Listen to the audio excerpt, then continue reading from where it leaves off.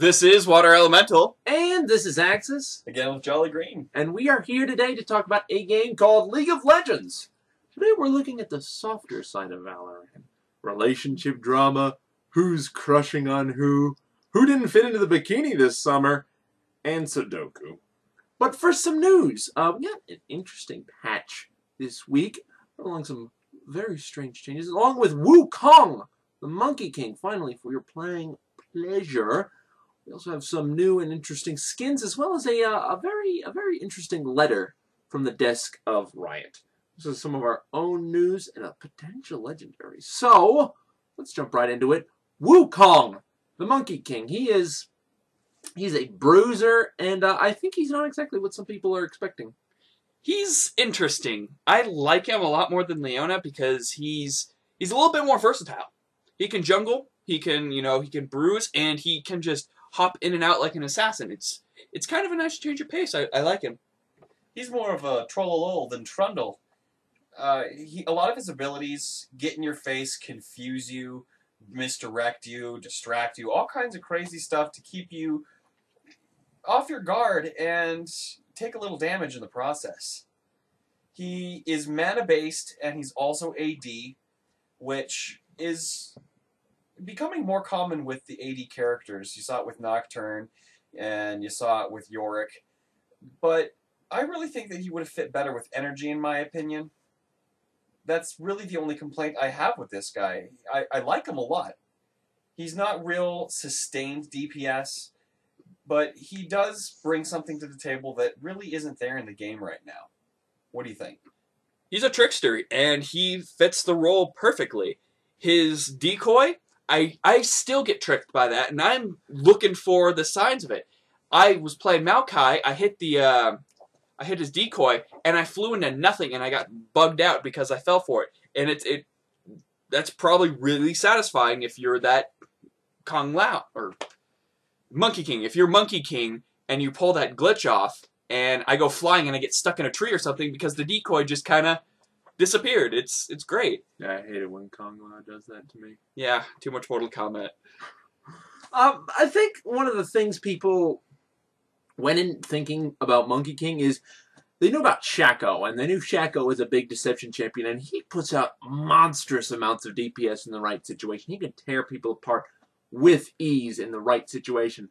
But Monkey King doesn't... I've never really had a Monkey King so far that's like, he's going to burn me down in 2 seconds! Like, I've never felt too jeopardized by a Monkey King yet. His ult is a little bit frightening, but, I mean, it feels kind of out of place for the champion. I mean, don't get me wrong, it's an okay knock-up, it's okay damage. That's the thing. Overall, I found Monkey King to be an okay character. I've not seen anything that makes me go, wow, I really want to play this guy, or wow, he fills that niche role really, really well. All I've seen so far is that he's good at getting into combat, and he's good at running away, kind of. I've not really been blown away, but again, not really been disappointed, but at the same time, I've never seen anything that made me go, wow, I have to have this guy. One thing I like about him is he's easy to build. He doesn't really have huge mana problems, so you don't need the mana immune.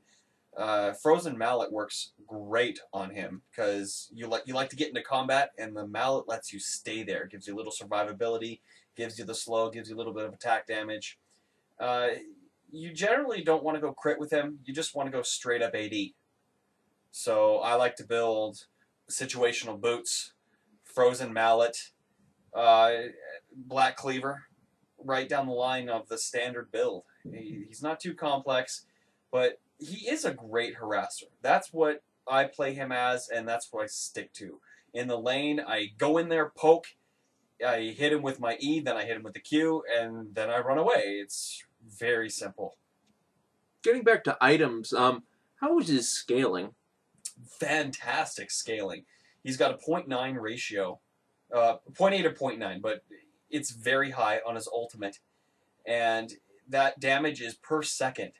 So you pop your ultimate, you have a lot of AD, and you are doing some serious damage over time. And is that total damage or bonus damage? Bonus damage. Okay. So, and I believe he has a 0.6 on his Q as well. Wait, no, his Q is 0.4, his E is 0.6. Nothing to complain about there. It's not too low, but it keeps it balanced. I don't mind that. His Nimbus Strike is pretty interesting. I like it how you can target one person and it hits two enemies. It's not just random like Sana's Q ability or something like that. It's you get to target one person, so you have a definite dash to them, and then it can hit two people in the area, so you can kind of line it up on who you want to jump to, and it might hit so and so in this area. Another upside with him is his Q gives a flat 30% armor reduction, which is insane. You get that Q off, you maybe have another 40% from that other item, and you're looking at 70% armor reduction. This guy just would melt tanks. I've never had the situation where someone builds heavy armor yet, but I mean 70% armor reduction just from one item and one ability, you're doing pretty well. One thing I noticed about him is his passive kind of seems like it doesn't make much of a difference. Well, it doesn't make sense on a character like his. It makes sense lore-wise because the Monkey King was created from stone. That's it. Well, the thing about it is, melees, in general, usually have a harder time getting into combat, so they need to be a little bit extra durable. But Monkey King has such an easy time getting into combat with his Nimbus Strike that it's not really necessary. I mean, he can take a little bit more of the AoE, some more of the beating in combat, but I think it would have been more appropriate to maybe have just a flat damage reduction on certain damage types, or out of combat damage, or something. Because really the resistance is basically just means he's going to take a little bit less damage, rather just getting up into people's faces. As soon as you're in someone's face, they're beating on you, doesn't matter. And the thing about that is, it's scaled per champion next to you, and if it's going to be a 5v5 fight and then you leave and you have like a dot or something, that resistance is going to go down. Which, you know, I don't have a problem with that, to be honest. Again, I don't think it's the best passive, considering how easy he gets into combat. I think could have been better options as passive. Probably would have been great on a character that maybe has a bit more difficult of a time getting into combat. Like, let's say, a Master Yi type character, where they have to really, really, really try to get up into combat. But since he has such an easy dash, I think it would have been better suited with maybe a flat damage. His ult and his dash are great engagers, so having it is kind of weird. I mean, it's fine. But I guess it goes back to what I said in the first place, is it's okay. It's nothing I would get blown away by, but it's nothing that's like, it's completely useless. I mean, it has a use. It'll help him stay in combat for a little bit longer. It'll let him shrug off some AoE. But it could have been better. I'm not really a huge fan of the cooldown on his ultimate. It's the only crowd control he has, and it's 90 seconds. The crowd control isn't great, and he doesn't have any innate slows. He doesn't have any innate speed increases. So if you're caught in a bad situation with someone that's slightly more powerful than you and you can't kill them faster than they kill you, you're relying on your W to get you out of sticky situations, and if they're smart, they play against a Kayle a lot, they can predict where you move, you're in trouble. Yeah, but he shouldn't have a get-out-of-jail-free card. I mean, he already has one escape mechanism, so he shouldn't really need two. Well, it's only an escape mechanism if you're not savvy enough to notice the puff of clouds. And once you get used to playing against Wukong, you'll be able to notice, he popped his thing, I'm just going to run in a different direction and try and get lucky. I mean, it doesn't have a blink on it, it doesn't have a speed increase, and the invisibility on it is rather brief. Alright. I think that should be good enough. I mean, he's got innate resistances from his passive, so he should be able to be a little bit more durable as he's running away.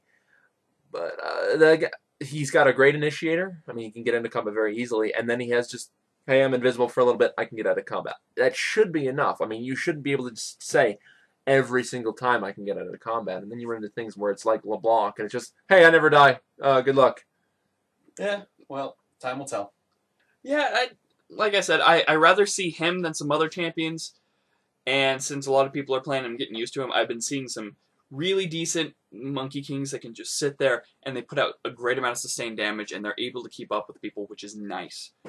And it's better than having bursty, weak champions where they can't really get out of combat, and they go in there, do their thing, and then walk away, and then just kind of leave the team to clean up. or they come in and clean up while the rest of the team's dead, Wukong can just sit there and he just puts out a good amount of sustained damage and good chasing capabilities, which is nice. It's a nice change. All right, well, that's really kind of my thoughts on Wukong. Overall, again, like I said, I think he's an okay guy. I mean, he's a decent melee. He has an okay ability to get in and out of combat with an okay all-around okay champion. I'm going to put him around middle of the road for me. I do like that he is reasonably balanced, which is why I'm probably going to knock him up to a 6.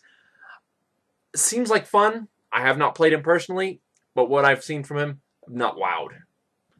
I'm going to give him a 7. Like I said, sustained damage is nice, but he just can't bring out the punch like most other really melee champions can do. He's kind of a weaker Jax. If you want someone like Wukong, you'd probably go Jax for the higher damage, or you go Tyrannamere and just kind of... There's other choices for him, but he's nice to play. He's a nice change of pace. I feel like the stealthy aspect and kind of the trickery. I'm going to give him a 7, just because he is a lot of fun to play. He's not the best AD champion I've ever played, but he's not the worst. He's very middle of the road. Like previously said, he's very balanced. I've never seen an OP Monkey King, but I've never seen a Monkey King go 0-16 either. So on that basis, I'd give him a 5, but because he's so much fun to play, I'm going to bump him up to a 7. So he's reliable. You know, you can see what you're going to get out of him. He can't really be either really good or really bad. It's just kind of there. Monkey King, he's there. He's a guy. And other news this week, patch notes. I had some interesting changes. Messing with people like Twisted Fate, messing with people like Pantheon, kind of moving them around, changing them. Nerf GP a little bit. I think that was kind of necessary. A couple other fixes there. They reworked 3 models. They worked Kayle, Tyrannamere, and Janna, which is interesting. Janna looks a lot better. She doesn't look like a pastel crayon. Yay! Now, was her model just reworked, or did they rework her entire They build? just reworked her model, which was kind of nice. It was something really needed because it looked really bad. And this might be them working up to overhauling a couple of different models as well, which would be nice. Upgrading things is nice. The Kayle one, she looks great. Don't get me started on Kayle, please. And Tyrannamere, he looks alright. I like the effect when he dies, he stabs himself. That's always cool. Number 1. Number 1 stabby in Switzerland.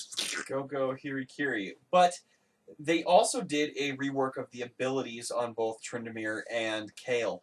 We'll get into that a bit more. We're going to release a champion breakdown, something we haven't done in forever. We're going to do that with Kayle and Tyrannamere, kind of give us our thoughts and give them a new rating, as well as kind of how to fix them and what's good or bad about them. But in other news in the patch, someone else got a huge nerf. Mr. Corky, poor fella. Haven't seen him in a while, and they're just like, nerf. Damage and utility nerfs. That's too bad for him. But Galio got a buff, so if you're looking to pick up an old tank, he's a nice guy again. So You're going to actually call him a true tank now. Yay! And other than that, I mean, those are really the big things. I mean, they messed with Yorick again, which is understandable. But other than that, it's nothing too eventful. They didn't nerf Rumble or Jarvan. Gasp! Oh my gosh. I'm very surprised they haven't nerfed them for the 4th time in a row. But anyway, a lot of changes in the patch. Mostly nerfs, except for the 2 reworks. 3 reworks. Kayle got nerfed pretty much, let's put it that way. And link to the videos below, they'll come out a bit afterwards. Hold your breath. Don't hold your breath on it, guys. It might take a little while for YouTube to put it up, so you might pass out. And then miss it. And next, actually, probably interesting thing. Skins? From the minds that brought you Gentleman Jogath, from the group that brought you Broloff, coming to a field of justice near you, Demon Blade Tryndamere. Thrills, chills, spills. Riot Games presents a League of Legends production, Demon Blade Tryndamere, featuring Tryndamere the Barbarian King, also starring Vega, Akali, Amamu, and several others who may or may not matter with photography by Lee Sin, the Blind Monk, and the producer that brought you Demacian Justice. Directed by Mordekaiser, the Master of Metal, Demon Blade Trinimir. A skin that is coming at some point. A little bit more upbeat news. There's a couple of new skins along with the Monkey King ones. I'm gonna quickly say it. Fire Monkey, awesome. Second skin, haven't seen it in game, so I can't really tell. I don't think anyone will ever use that skin. Yeah, it's the lesser of the two. Fire Monkey just looks that good. And it came in the first bundle. Yeah. The single bundle, so, I mean, why would you ever want anything different? It is the truth. Yeah, but Else we have Darkforge Jarvan the Fourth. Opinion. I'm way too in love with Commando Jarvan, but this skin is definitely good looking. It's what Dragon Knight should have looked like, really. if they do without the weird like gills, like the red things on the side of his neck, I think it will be better. Blood Fury Renekton also came out. A very interesting skin. Renekton's a model they can do a lot with, and I'm glad they're doing a lot with it with his skins. Once again, high detailed skin looks really nice. I like it better than the Galactic one. Really? I think they're taking a page out of Mass Effect's book with him. I mean, tell me he doesn't look like Grunt. Tell me. He doesn't look like Grunt. Well, you are wrong. You are wrong. Oh. Speaking of sales, we have Crimson Akali, Mad Hatter Shaco, and Firefang Warwick. Oh, good skins. The Mad Hatter Shaco is probably one of the better ones that Shaco has. Probably the best one Shaco has. It looks amazing. And Firefang Warwick. Different flavor of Warwick for you. If you feel like having a team that's pretty much on fire, you go with Firefang Warwick. You get Flaming Monkey, you get Burnt Maokai, you get Blaze and Fiery Rammus. Brand. Brand and Rammus. There you go. Your team is hot! Hot, hot, hot. Ba-da-da-dum, ba-da-da-dum, ba-da-da-dum. And Annie just cuz. Anyway. Riot actually put out a very dear and personal letter to us, the community. They're talking about how we have grown a massive bulge in their player base. And pockets. There are bulges. There are several bulges. And Who are they? And how? they talk about, how many people actually play, which I was quite surprised with. I mean, only I remember even like 6 or 7 months ago they said they had reached their 1 millionth client download. And I was like, yeah, 1 million people. And now they're saying 15 million players are registered. Well, there's a flaw in that. It's because people have multiple accounts. So what? So what? 15 million. Okay, you can maybe chalk up 1 or 2 million Smurfs. Who cares? 15 million. And on each day, 1.4 million people log in. So it's a tenth of their player base. I mean, it's very interesting to see actual hard numbers and hard data here. So I thought it was very cool that they did this. And then again, it's one of those little things. Doesn't have there's no in-game effect to it, but I appreciate it regardless that they actually take time and go, okay, this is this, and this is this. Once again, it shows that they actually care about the community and not just for the game itself. And not even like the community, it's just a perception. They're like, okay, well, maybe they want to know about this, or maybe they want to know about how we do our 3D modeling or our art. Just throw out data that maybe not everyone is interested in, but some people might be interested in. So it's good that they do that. I like knowing this stuff. I'm glad that they're growing, and it makes us know that there's. I'm glad there are bulges. Yeah, I'm glad there's bulges, and there's 1.4 million people out there that are playing constantly, and that's a huge bulge. And that's a huge bulge that should be subscribed to our show. Oh, don't look at me like that. So, anyways, now for our own segment, the news. Our first email comes from a gentleman by the name of Hallisan. Hope I'm pronouncing that correctly. He says, hey guys, do you think that the champion selection for League of Legends has become a little bland? What I mean by this is it seems all champions have similar mechanics. A generic on-hit effect, a steroid, a CC, and then an ult. What I mean by this is in games like Dota, there are heroes such as Root Felon that can place wards that are near trees, or Chen who can control minions, not just some of them like Yorick. Now Riot has gone in a good direction with Orianna, making it so all of her abilities can only be used where the ball is, But right after they release that, they release a bunch of tanky DPS champions, and another tanky DPS champion, and another tanky DPS champion. Do you believe that Riot should spice their champion selection up a little bit? Or is it fine the way it is? Hallison, let me tell you. When I played Dota, my favorite champion was Darkseer. He was one of the most unconventional champions in that game. And in fact, he played a little bit like Orianna does these days. He plays more on diversion and positioning rather than straight flat-out damage. He manipulates the battlefield. And so champions like that, I just go gaga for. I mean, I loved Orianna, and I try to play her whenever I can. But again, there's not very many situations that call for her, unfortunately, and most people end up just building her straight damage rather than taking advantage of some of her obvious mechanics. I do agree that a lot of champions are pretty bland. I don't play very many champions because it's just, I don't want to play a right-click character. I don't want to play Master Yi and just right-click somebody once and just go read a magazine while I burn down the whole team. There are a lot of different things they could do. I mean, you're obviously right. There are a lot of different mechanics they had in Dota that were fun. But I think in terms of interest of balance, and because League of Legends is played so competitively, they have to be very wary of releasing a champion like Root Felon, who can just place wards on every inch of the map. I mean, The closest thing we're probably going to get is Maokai Seeds. yes, yes. And as unfortunate as that is, you really got to understand that, you know, that's part of their business model. They do play to a competitive audience, so they have to make champions that can A, be competitive, and B, not imbalance the game. I mean, a lot of these changes where you're like, oh, but Pantheon's ult was so fun, and they took it away. You know, they nerfed that, and they nerfed it in terms of just balancing it out for tournament and team play rather than, you know, this is a fun ability, let's keep it in. Which is, it sucks, but I mean, they got to do what they got to do to keep their game in the competitive sphere. Like, my favorite character from Dota was Dirge. And if you've never played Dota, he summons a bunch of zombies. You can get up to like 20, I think my record is. And I rarely played Dota because so many people are jerks. But when I played Dirge, and I would just destroy people, and they'd get mad, and then I'd get kicked out, and I wouldn't be able to play. But we're never going to see anything like that. I would love, you know, they're going to spice things up with Skarner. You know, we don't know what he's going to do, but he's going to have something to do with his tail. He's going to probably drag someone around. He's probably going to do something really cool.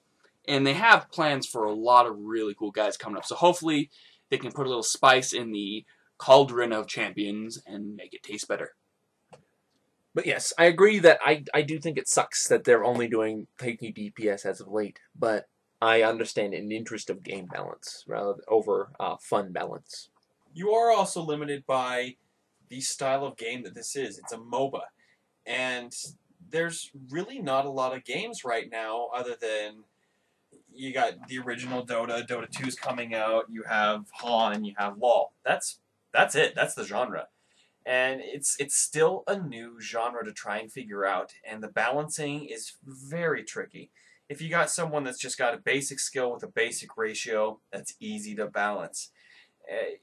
Fun and competitive, they don't mix, especially in this game. I would love a fun character that every ability is based on random probability. Sometimes you can go nuts, sometimes you can sit there and just get squashed, but it'll never happen. Not in this game. See, you know, there is a meta for good champions that are good in competitive. Can't there kind of be a area of characters that are really bad and competitive but are fun to play that might still be able to get wins off and stuff? So maybe like an alternate game mode. Yeah, they had those in Dota. I mean, there was WTF mode where every spell cost 0, had no cooldown, and you would just run around. Basically, there were a bunch of champions that were wicked overpowered, but at the same time, you're like, well, I'm gonna run up and I'm just gonna be Sion and I'm gonna perma-stun someone, or I'm gonna be Karthus and I'm just gonna chain cast my ult forever. Or you could just sit there with the Dwarven Sniper and shoot everyone on the map from the fountain. The Goblin Sapper, where you just shoot the rockets over and over and over and over at the spawn zone and just one-shot everyone at the start of the map. Wow, that would be so much fun to do. Just give like a 5-minute time limit and just let people go at it. That's the best I could say, but I think we're getting off track with the question here. Thank you. That was a great question, and we agree with you that things are getting kind of stale. But we're going to still play it. you know, they have $200 from my pocket already, so. Second question comes from a man named Fyrian. He says, will Yorick be changed at some point? Because I do not think he can decide whether he is a tank or an AD champ. I don't think Yorick is intended to be played as a tank. I think he's supposed to be a lane controlling push target. As evidence, you know, just kind of his abilities. I think he's supposed to focus mostly on lane control and putting out a lot of damage, somewhat similar to what you would expect from Heimerdinger. I mean, he is useful in team fights, but his best skill set is in controlling that lane or going 1v1 in his territory. Now, I believe that the game base suffers from the misconception that a character can only be played in one role. There's a lot of characters out there, like Scion, for instance, that can be played tanky, AD, and AP. And he's actually relatively good at all three. I don't necessarily think that you have to be limited to one style of gameplay per character. But certain characters like this, that all his abilities scale off AD, it doesn't give him the room to wiggle. He can be tanky, but he can't be a tank because of the way he's just built. Certain characters like Ramus, he can be AP and, you know, get off his power balls better, but he just can't put out the damage like other champions can, so he's forced into the role of tanking. So there are champions that can move about, but there's some champions that are just stuck in this role, and Yorick is kind of one of those champions. For now. For now, unless they feel like giving him random stuff. That's about it, guys. We're going to wrap it up here. Contest! It's still going on. We're going to extend the date till next month, give you guys a little bit more room to perfect your perfectionists of whatever. So we'll get a final date in the next coming month, kind of when we're ready to wrap it up. Keep sending them in to spazticgaming@gmail.com, or if it's a video... Impressive ones so far. I really like them. Yeah, there's some pretty good ones so far. And, yeah, that's pretty much it. Anything else? No? Teddy Girls watching. Keep up the good work.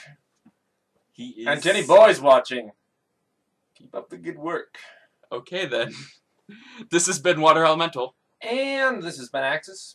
with Jolly Green. And let me tell you a little something. To all you boys and girls watching, knock it off. Ugh. This was a very hard episode to start out with. Nope. Yes, it was mainly you, too. Nope. So, here are Axis's outtakes from trying to start this video. This is Water Elemental. And... This is Axis. What's going on? You alright? This is Water Elemental. And this is Act... Why am I doing it? Why is it happening? It's episode 51. We are cursed. There's something in my throat. The golden anniversary is killing you. This is Water Elemental. And this is Axis. And with Jolly Green. No, I'm Damn it. so The bad. same time I said it. Or something. Jesus Christ. This is Water Elemental. And this is Axis. Again with Jolly Green. And we are here today to talk about League of Legends. This is an ongoing show where we discuss the softer side of Valorant. Relationship drama, who's eyeing who didn't fit into the bikini this weekend, and Sudoku. But first, a little bit of the news. Got a new patch that dropped featuring an interesting champion, Wukong the Monkey King, a champion I'm sure you all played with or against. We also have a couple of new skins, some interesting letters. Oh, wow. Oh, wow. Oh my god, this is gonna be the best, like, reel ever.